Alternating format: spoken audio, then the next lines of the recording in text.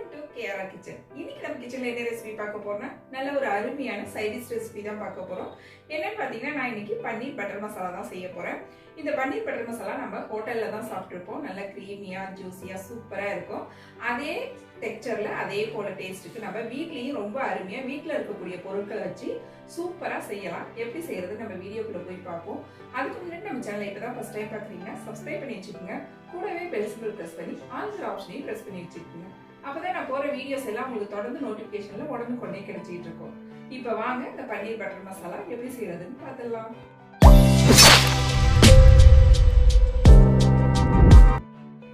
இப்போ பன்னீர் பட்டர் மசாலா செய்கிறதுக்கு அடுப்பில் ஒரு கடாயை வச்சுக்கோங்க. அதில் 1 டீஸ்பூன் அளவுக்கு பட்டர் சேர்த்துக்குங்க. இதிலே 1/4 டீஸ்பூன் மஞ்சத்தூள், 1/2 டீஸ்பூன் தனி மிளகாத்தூள், 1/2 டீஸ்பூன் உப்பு சேர்த்து நல்லா எல்லாத்தையும் ஒத்தாப்பில் ஒன்று கலந்துக்குங்க. இதில் நான் இன்றைக்கி ஒரு 200 கிராம் அளவுக்கு பன்னீர் சேர்த்துக்கிறேன். இதை நல்லா ஃப்ரை பண்ணிக்கோங்க. ஒரு 10 நிமிஷம் அடுப்பை சிம்மில் வச்சு நல்லா ஃப்ரை பண்ணிக்கோங்க. இந்த மசாலா கூட சேர்த்து நல்லா கலந்து விட்டு ஃப்ரை பண்ணி நம்ம கிரேவியில் சேர்க்கும் போது இந்த பன்னீர் சாப்பிட்றதுக்கு நல்லா சாஃப்டாக டேஸ்ட்டாக இருக்கும்.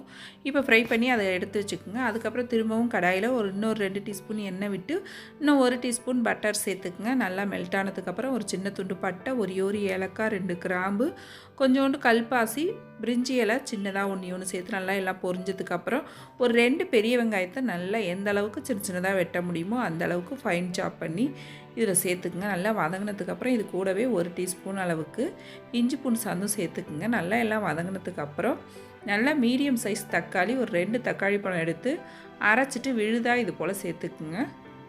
இப்போ தக்காளி நல்லா வதங்கி வரணும். இப்போ தக்காளி நல்லா வதங்கி வந்ததுக்கப்புறம் இதில் 1/4 டீஸ்பூன் மஞ்சத்தூள், 1/2 டீஸ்பூன் தனி மிளகாத்தூள், 1/2 டீஸ்பூன் மல்லித்தூள், 1/2 டீஸ்பூன் சோம்புத்தூள், 1/2 டீஸ்பூன் ஜீரகத்தூள், 1/2 டீஸ்பூன் கரம் மசாலா தூள் சேர்த்துக்குங்க. நல்லா எல்லாத்தையும் ஒரு தடவை ஒத்தாப்பில் ஒன்று கலந்து விட்டுக்குங்க. இதில் இப்போ கிரேவி எந்த அளவுக்கு உங்களுக்கு தேவையோ அதுக்கு தகுந்த அளவு தண்ணி சேர்த்துக்குங்க. நான் இன்றைக்கி ஒரு 1/2 லிட்டர் அளவுக்கு தண்ணி சேர்த்துருக்கேன். இதில் நல்லா எல்லாத்தையும் ஒத்தாப்பில் ஒன்று கலந்து விட்டு இதில் கிரேவிக்கு தேவையான அளவு மட்டும் உப்பு சேர்த்துக்குங்க. ஏற்கனவே நம்ம பன்னீர் ஃப்ரை பண்ணும் போது அதுக்கு தேவையான அளவு உப்பு அதில் சேர்த்துருக்கோம். கிரேவிக்கு மட்டும் இதில் உப்பு சேர்த்து நல்லா ஒரு 10 நிமிஷத்துக்கு கொதிக்க வச்சுக்கோங்க. இதுக்கு இடையில் நம்ம ஒரு 10லேருந்து ஒரு 15 முந்திரி பருப்பு ஊற வச்சுருந்தேன். அதை அரைச்சி எடுத்துக்கிறேன். இப்போ அந்த அரைச்ச விழுதை இதில் சேர்த்துக்குவோம். நல்லா கிரேவி கொதிச்சதுக்கப்புறம் இதை சேர்த்துக்குங்க. கொஞ்சமாக தண்ணி கழுவி சேர்த்து நல்லா கலந்து விட்டுக்குங்க. நம்ம முந்திரி பருப்பு சேர்த்ததுக்கப்புறம் கிரேவி நல்லா திக்காகி வரும். இன்னொரு 5 நிமிஷத்துக்கு கொதிக்க வச்சுக்குங்க. நல்லா ஒரு கொதி வந்ததுக்கப்புறம் நம்ம ஃப்ரை பண்ணி வச்சுருக்க பன்னீரை இதில் சேர்த்து கூடவே இன்னொரு 1 டீஸ்பூன் அளவுக்கு பட்டர் சேர்த்துக்குங்க. கடைசியாக 1 டீஸ்பூன் அளவுக்கு கஸ்தூரி மேத்தி நல்லா கையால் கசகி விட்டு சேர்த்துக்குங்க. கஸ்தூரி மேத்தி இல்லை உங்கள்கிட்ட அப்படின்னாக்கா நீங்கள் கொத்தமல்லி தழை கூட சேர்த்துக்கலாம். அதுவும் டேஸ்ட் நல்லாயிருக்கும். ஆனால் இந்த கிரேவிக்கு கஸ்தூரி மேத்தி சேர்க்கும் போது இன்னுமே டேஸ்ட்டு ரொம்ப சூப்பராக இருக்கும். கடைசியாக ஒரு பாதி மூடி லெமன் புழிஞ்சு விட்டுக்குங்க. நல்லா அந்த லைட்டான புளிப்பு டேஸ்ட்டு நல்ல டேஸ்ட்டை எடுத்து கொடுக்கும்.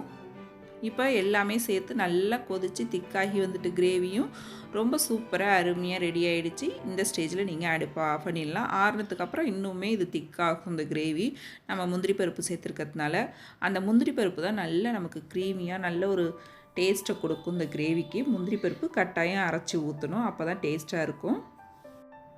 இந்த பன்னீர் பட்டர் மசாலா பார்த்திங்கன்னா நல்லா நான், ரொட்டி, ஃபுல்கா, அப்புறம் ஃப்ரைட் ரைஸு இது கூடலாம் சாப்பிட்றதுக்கு ரொம்பவே அருமையாக இருக்குங்க. டேஸ்ட்டும் ரொம்பவே சூப்பராக இருக்கும். இன்றைக்கி ஹோட்டல் ஸ்டைலில் ரொம்ப அருமையாக வீட்டிலே எப்படி செய்யலான்னு சொல்லி கொடுத்துருக்கேன். இதே அளவுகளோட இந்த பன்னீர் பட்டர் மசாலாவை நீங்கள் செஞ்சு பாருங்கள். செஞ்சு பார்த்துட்டு எப்படி இருக்குன்னு எனக்கு கமெண்ட் பண்ணுங்கள். என்னோட இந்த ரெசிபி பிடிச்சிருந்துன்னா லைக் பண்ணுங்கள், ஷேர் பண்ணுங்கள். மறக்காமல் நம்ம கேஆர்ஆர் கிச்சனை சப்ஸ்கிரைப் பண்ணி வச்சுக்கோங்க. நாளைக்கு வேறொரு ரெசிபியோடு சந்திப்போம். தேங்க்ஸ் ஃபார் வாட்சிங்.